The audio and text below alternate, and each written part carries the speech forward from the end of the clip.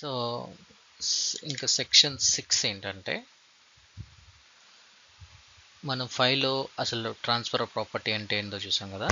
ఇక్కడ ఏది what may be transfer అది సెక్షన్ 6లో వారు ఎక్స్ప్లెయిన్ చేశారు. ఫస్ట్ థింగ్ ఏంటంటే ఫస్ట్ పాయింట్ గుర్తుపెట్టుకోవాల్సింది, ప్రాపర్టీ ఆఫ్ ఎనీ కైండ్, ఏదేని ప్రాపర్టీ కెన్ బి ట్రాన్స్ఫర్డ్. కానీ క్యాచ్ ఇక్కడ ఏంటంటే ఎక్సెప్ట్ కొన్ని అక్కడ ఇచ్చారు అన్నమాట. అది ఏంటి? ఒకటి, ఎక్సెప్ట్ యాజ్ అదర్వైజ్ ప్రొవైడెడ్. ఈ యాక్ట్లో ఇచ్చిన ఎక్సెప్షన్స్ లేదంటే ఇంకేదేని యాక్ట్లో ఇంకేదేని లాలో ఎక్సెప్షన్స్ ఏమని ఇస్తే అవి మాత్రం ట్రాన్స్ఫర్ కావు. అయితే ఈ సెక్షన్లోనే ఇంకా వారు అవి ఏంటేంటో అనేది ఎక్స్ప్లెయిన్ చేశారు. అది మనం నెక్స్ట్ స్లైడ్లో చూద్దాం. ఓకే, ఇంకా దీంట్లో చెప్పిన ఎక్సెప్షన్స్ ఏంటంటే, ఈ ఎక్సెప్షన్స్ ఏంటి? పిఎక్స్ అంటే property cannot be transfer. Okay, దాంట్లో ఫస్ట్ది ఈ ఛాన్స్ అనే వర్డ్ని గుర్తుపెట్టుకోండి మీరు.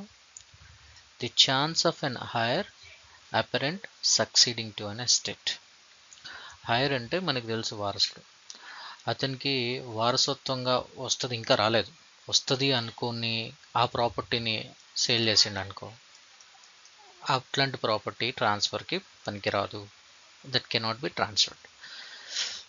ఇంకా తర్వాత సెకండ్ పాయింట్ ఏంటి, దీంట్లోనే దీన్ని బ్రేక్ డౌన్ చేశాను నేను.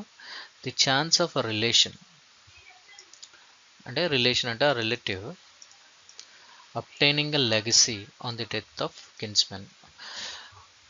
ఇప్పుడు ఆ ఫ్యామిలీలో ఒక నలుగురు ఉన్నారనుకోండి, అతని కజిన్ ఆ ఫ్యామిలీ మొత్తం చనిపోతే నాకు వస్తుంది ఆ ప్రాపర్టీ. వాళ్ళకి యాక్సిడెంట్ అయ్యి బెడ్ మీద ఉన్నారు, అప్పుడు ఆ ప్రాపర్టీని నేను అమ్మేసుకుంటా అంటే కుదరదు. That cannot be transferred. ఇంకా అదేవిధంగా ఆ మేర్ పాసిబిలిటీ ఉంది కానీ అది ఇంకా నిజం అవ్వలేదు. So any other mere possibility of like nature, ఇక్కడ లైక్ నేచర్ అంటే ఈ ఛాన్స్ ఉండటం, దట్ కెనాట్ బి ట్రాన్స్ఫర్డ్. ఇదంతా క్లాజ్ ఏనే. ఓకే, అట్లా ఏ నుంచి ఎఫ్ వరకు ఉన్నాయి. మనం ఏలోనే దీన్ని సబ్పార్ట్ చేసాను. మేబీ ఇట్స్ రోమన్ అనుకోండి, రోమన్ 2 3. ఓకే, చల్ నెక్స్ట్ చూద్దాం. ఓకే, సో నెక్స్ట్ ఎక్సెప్షన్ ఏంటంటే 6P. ఇది a mere right of re-entry. ఈ రీఎంట్రీ ఎందుకు? Breach of a condition subsequent. అది నేను ఎక్స్ప్లెయిన్ చేస్తా. A breach of condition cannot be transferred to anyone. ఎవరికి ట్రాన్స్ఫర్ చేయడం కుదరదు ఎక్సెప్ట్ ఓనర్కి కానీ అతను హైయర్స్కి కానీ, వీళ్ళకి కుదురుతుంది. ఓకే, ఏ అండ్ బి అని ఇద్దరు పిల్లలు ఉంటే వారికి కానీ. సో ఆ మేర్ రైట్ ఆఫ్ రీఎంట్రీ అంటే ఫస్ట్ ఇది అర్థం చేసుకోవడం ఇంపార్టెంట్. సో ఇక్కడ నేను ఒక ఎగ్జాంపుల్ పెట్టా, ఇతను ఏ, ఇతను బి. ఓకే, ఇతను ఇది ఒక ల్యాండ్. ఓకే, ఈ ల్యాండ్ను బికి లీజ్కి ఇచ్చాడు. ఓకే, ఫర్ 10 years అనుకున్నాం. అయితే కండిషన్, లీజ్లో కండిషన్ ఏమిటంటే ఈ ల్యాండ్ని నువ్వు ఏ పర్పస్ కన్నా యూజ్ చేసుకోవచ్చు, దీంట్లో బిల్డింగ్ కట్టడానికి వీల్లేదు. ఓకే, అయితే ఇప్పుడు ఈ కండిషన్ ఇతను బ్రేక్ చేసాడు. సో ఆ breach of a condition. So ఇక్కడ లీజ్లో ఒకవేళ మీరు కండిషన్ బ్రేక్ చేస్తే నేను ఈ ల్యాండ్లోకి రీఎంటర్ అవుతాను. It's a right. ఆ రైట్ అనేది ఆ లీజ్ అగ్రిమెంట్లో క్రియేట్ చేసుకున్నారు వీరు. సో ఈ రైట్ని కెనాట్ బి ట్రాన్స్ఫర్డ్. అర్థమైంది ఇప్పుడు? అయితే ఎవరికి ట్రాన్స్ఫర్ చేయాలంటే ఎనీవన్ ఎక్సెప్ట్ ఈ ఏ పర్సన్ ఉన్నారు కదా, ఇతనికి కానీ ఇతనికి చేయొచ్చు, అతని లీగల్ హైర్స్ ఉంటే వాళ్ళకి చేయొచ్చు. అంటే అది లీగల్ హైర్స్ ఎందుకు, ఇక్కడ వారసత్వంగా వస్తుంది కాబట్టి సక్సెషన్ ద్వారా ఇతనికి అవుతుంది. కానీ ఇతను కనుక సికి ఆ రైట్ ట్రాన్స్ఫర్ చేస్తే ఆ రైట్ చెల్లదు. That cannot be transferred. So ఇక్కడ వాట్ మే బి ట్రాన్స్ఫర్డ్లో మనం anything can be transferred except ఒక కండిషన్స్ ఇచ్చారు వాళ్ళు. ఆ ఎక్సెప్షన్లో సెకండ్ ఎక్సెప్షన్ బి చూస్తున్నాం. ఈ బి ఏంటి ఇక్కడ, a mere right of re-entry. A re-entry for what? Breach of a condition that cannot be transferred to anyone except the owner of the property affected thereby. అంటే ఇతను కదా, so ఇది okay. So sixth section మనం చూస్తున్నాం కదా, what may be transferred. దీంట్లో exceptions చూస్తున్నాం. దాంట్లో థర్డ్ ఎక్సెప్షన్ ఈజ్మెంట్. సో ఇక్కడ ఏం చెప్తున్నారంటే వీరు, an easement cannot be transferred apart from the dominant heritage. So ఇక్కడ వరకు అర్థమైంది, easement cannot be transferred apart from the dominant heritage. ఈ డామినెంట్ హెరిటేజ్ అంటే ఏందో ఫస్ట్ తెలుసుకోవాలి మనం. సో ఈజ్మెంట్ అంటే ఇతనికి వేరే వే లేదు బీకి, ఓకే. సో ఏ పర్సన్ అతని ల్యాండ్లోంచి ఈ రైట్ ఆఫ్ వే ఇచ్చారు. ఈ రైట్ ఆఫ్ వే ఇవ్వటాన్ని ఈజ్మెంట్ అంటారు, ఓకే. సో ఇక్కడ ఇతను సర్వియంట్ ఓనర్, అంటే ఇస్తున్నాడు కాబట్టి, ఇతను సర్వ్ చేస్తున్నాడు కాబట్టి ఇతనికి సర్వెంట్. ఇతను డామినెంట్ ఓనర్ డిఓ, అండ్ ఈ బికి ఈ రైట్ ఆఫ్ వే ఇచ్చారు కాబట్టి ఇది డామినెంట్ హెరిటేజ్ డిహెచ్, అండ్ ఏ ఇస్తుంది కాబట్టి ఇది సర్వియంట్ హెరిటేజ్, ఓకే. సో ఇక్కడ ఏం చెప్పాం, ఇన్ ఈస్మెంట్ అంటే ఇది ఈ right of way cannot be transferred apart from the dominant heritage. ఈ apart from the dominant heritage అంటే ఏంటంటే, బి ఈ రైట్ ఆఫ్ ఈజ్మెంట్ ఈ ల్యాండ్ని ఫర్ ఎగ్జాంపుల్ సికి ట్రాన్స్ఫర్ చేయలేడు, ఈ రైట్ ఆఫ్ వేని మాత్రమే. కానీ బి ల్యాండ్ అంటే ఈ ఉన్న ఈ ఇల్లు కానీ ఈ ల్యాండ్ కానీ ఇది సికి అమ్మేశాడు అనుకోండి, అప్పుడు ఈ రైట్ ఆఫ్ వే కూడా సికి వెళ్తుంది. అంటే డామినెంట్ హెరిటేజ్తో మాత్రమే ఈ రైట్ ఆఫ్ వేని ట్రాన్స్ఫర్ చేయగలుగుతారు, లేకపోతే చేయడం కుదరదు. సో ఆ కంటెక్స్ట్లో ఇప్పుడు చదివితే, an easement cannot be transferred apart from the dominant heritage. So easement can be transferred if dominant heritage is also transferred. So easement అంటే ఇక్కడ రైట్ ఆఫ్ వే, ఈజ్మెంట్ అంటే రైట్ ఆఫ్ వే, నాట్ బీస్ land. ఆ right of way cannot be transferred apart from the dominant heritage. ఇది నేను use చేసుకుంటున్నాను కదా ఈ ల్యాండ్ అంతా, ఈ రైట్ ఆఫ్ వే అంతా, ఇది మాత్రం నేను నమ్ముకుంటానంటే, లేదా దీంట్లో పార్ట్ నేను నమ్ముతా అంటే అది కుదరదు, దట్ కెనాట్ బి ట్రాన్స్ఫర్డ్. నువ్వు బీ మొత్తాన్ని నమ్మేస్తుంటే ఈ రైట్ ఆఫ్ ట్రాన్స్ఫర్ ఆబ్వియస్లీ అది కూడా ట్రాన్స్ఫర్ అవుతుంది. అది పాయింట్ ఇక్కడ, ఓకే. మనం ఈ స్లైడ్లో ఎక్సెప్షన్ డి చూస్తాం. అదేంటంటే రెస్ట్రిక్టెడ్ ప్రాపర్టీ, పిఎక్స్ అంటే ప్రాపర్టీ, ఓకే.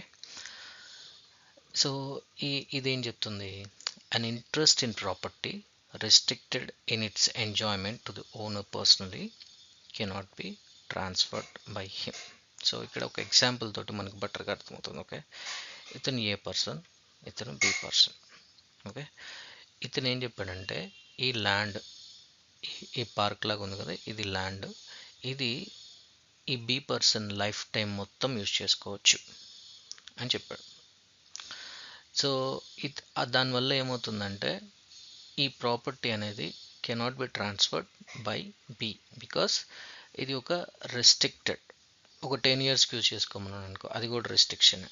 సో దీన్ని అమ్మటానికి లేకుండానే అది ట్రాన్స్ఫర్ అనేది జరిగింది, అంతేగాని సేల్ లాగా జరగలేదు. So an interest in property, so ఇతనికి లైఫ్ టైం ఇచ్చాడంటే ఇంట్రెస్ట్ క్రియేట్ చేసాడు ఈ బి పర్సన్కి, అందుకని అట్లాంటి ప్రాపర్టీ ఇతని ఎంజాయ్మెంట్ గురించి చేశాడు కాబట్టి పర్సనలీ ఇతనికి that cannot be transferred by him.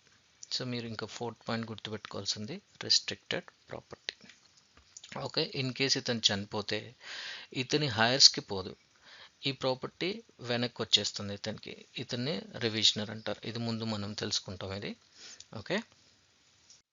So ఇంకా ఈ డీలోనే ఇంకొకటి సబ్ పాయింట్ ఉంది, డిటి అంటారు దీన్ని, ఫ్యూచర్ మెయింటెనెన్స్. అంటే ఆ right to future maintenance cannot be transfer in whatsoever manner, secure అయి ఉండొచ్చు, డిటర్మైండ్ అయి ఉండొచ్చు. అంటే ఫ్యూచర్ మెయింటెనెన్స్ అసలు ఫస్ట్ ఎవరికి ఇస్తారు, ఇది సింపుల్. ఈ ఫ్యూచర్ మెయింటెనెన్స్ ఇది నథింగ్ బట్ ఉమెన్కి లేదా చైల్డ్కి మెయింటెనెన్స్ ఇస్తారు కదా, ఈ ఈ మెయింటెనెన్స్ కేసెస్లో, మ్యారేజ్ కేసెస్లో అల్మునేది. సో ఆ ఇచ్చే మెయింటెనెన్స్ ఫర్ ఎగ్జాంపుల్ ఒక 25K అనుకుందాం. 25K per month maintenance ఇచ్చారనుకో. ఈ చైల్డ్ కేసులో కూడా సేమ్, ఇది ఒక 3K పర్ మంత్ ఉందనుకుందాం.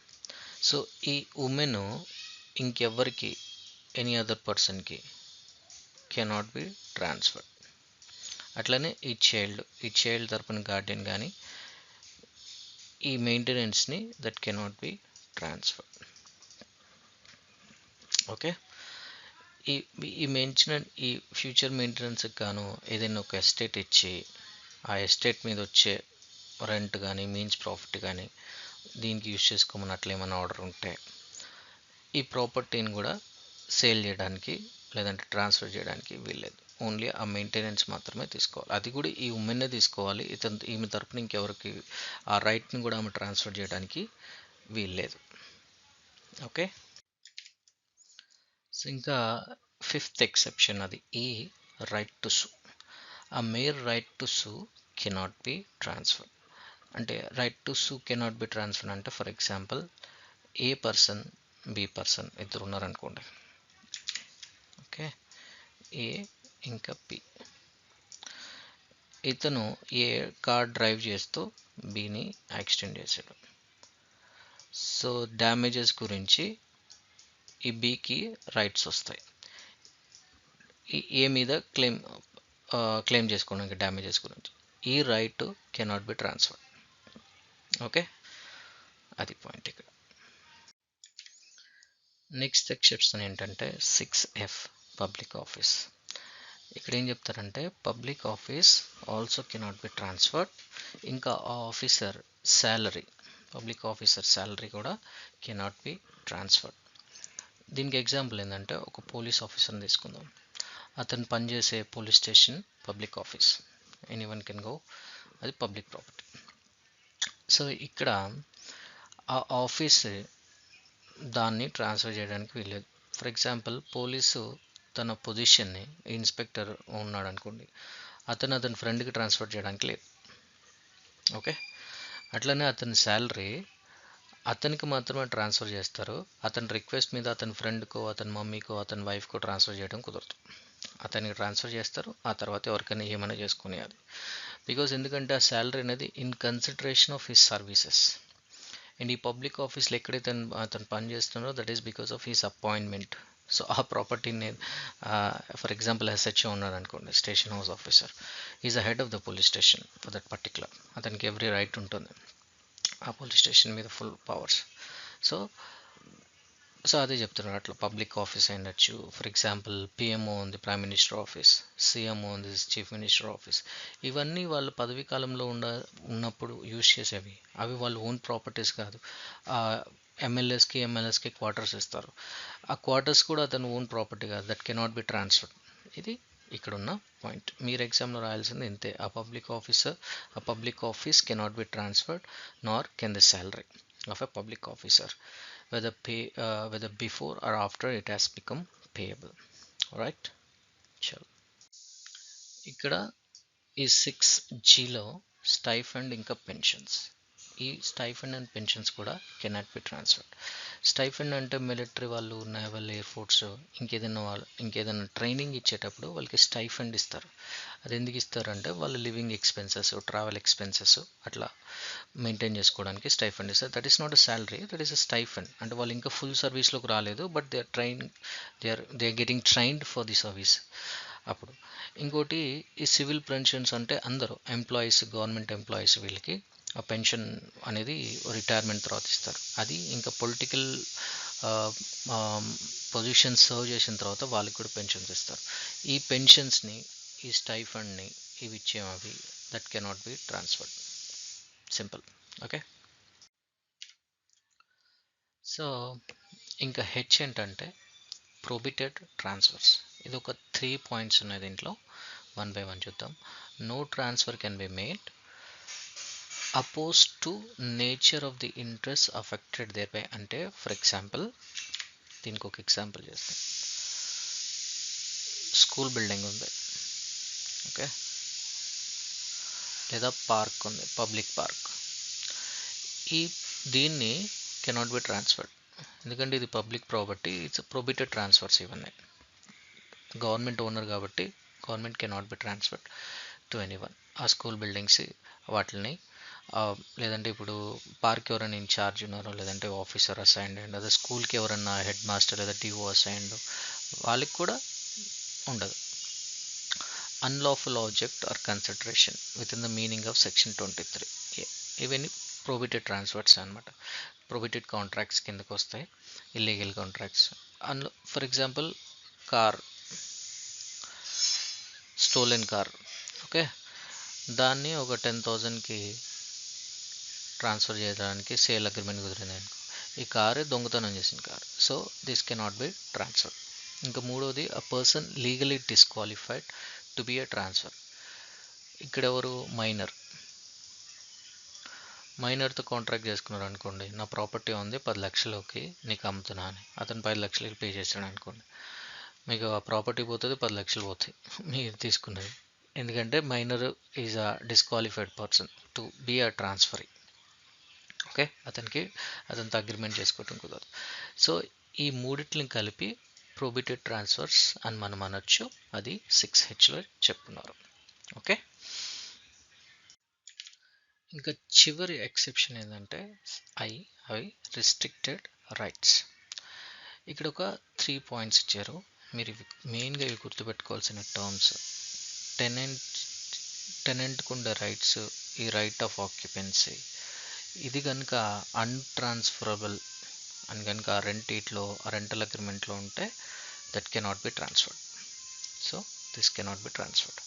తర్వాత ఫార్మర్ ఆఫ్ ఎన్ ఎస్టేట్.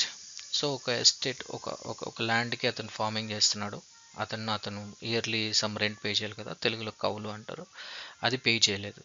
ఇప్పుడు ఆ ఫార్మింగ్ చేసే right that cannot be transferred. ఆ ఫార్మింగ్ చేస్తున్న land that cannot also be transferred. అట్లనే లెస్సీ. ఇక్కడ ఈ లెస్సీ అంటే ఏ లెస్సీ గురించి మాట్లాడుతున్నారంటే, ఆ కోర్ట్ ఆఫ్ వార్డ్స్ మెయింటైన్ చేస్తున్న ఎస్టేట్. ఈ కోర్ట్ ఆఫ్ వార్డ్స్ ఏంటంటే మైనర్ కానీ, ఇన్సేన్ పర్సన్ కానీ, లేదంటే ఇంకేదైనా లీగలీ డిస్క్వాలిఫైడ్ పర్సన్ ఉన్న అతను కానీ, వాళ్ళ ఎస్టేట్స్ని ఈ కోర్ట్ ఆఫ్ వార్డ్స్ మెయింటైన్ చేస్తుంటుంది. ఈ కోర్ట్ ఆఫ్ వార్డ్స్ మెయింటైన్ చేస్తున్న ఎస్టేట్ ఒక అతనికి ఇచ్చింది అనుకోండి, ఏదైనా ఫార్మింగ్ చేసుకోమని, ఇంకేదైనా చేసుకోమని, సో ఇతను లెస్సీ అవుతాడు కదా, ఈ లెస్సీకి ఉన్న ఈ rights that cannot be transferred until unless court of management approve చేస్తే తప్ప. సో బై డిఫాల్ట్గా the lessee of an estate under the management of court cannot be transferred his interest to someone else. So దీంతో మనం ఈ what may be transferred, any kind of property can be transferred, any kind of property can be transferred except ఈ A నుంచి I వరకు ఉన్న ఇవి మాత్రం transfer చేయడానికి వీల్లేదు, మిగతావి any kind of property can be transferred. ఇది సబ్జెక్ట్. ఓకే, చలో.